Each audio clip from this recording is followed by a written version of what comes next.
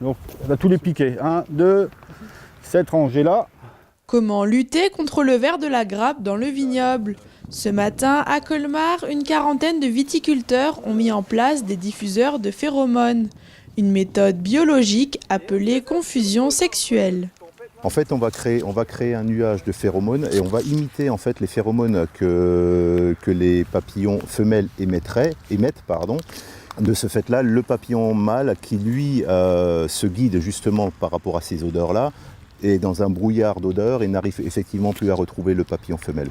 Et donc, s'il n'arrive pas à se retrouver, forcément, il n'y a pas la procréation et puis derrière, il n'y a pas les vers.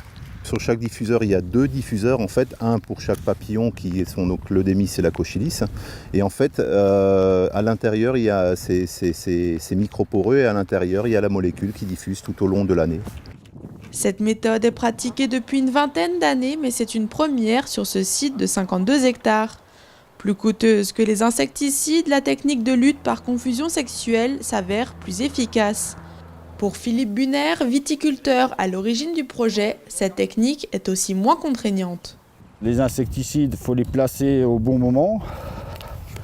Parce que les vols sont parfois peu étalés, ça entraîne des contraintes. C'est des produits qui sont mal acceptés par la société.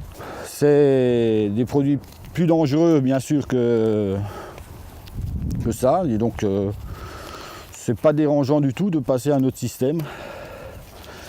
La vraie contrainte pour la confusion sexuelle, c'est d'arriver à rassembler tous les voisins sur une très grande zone.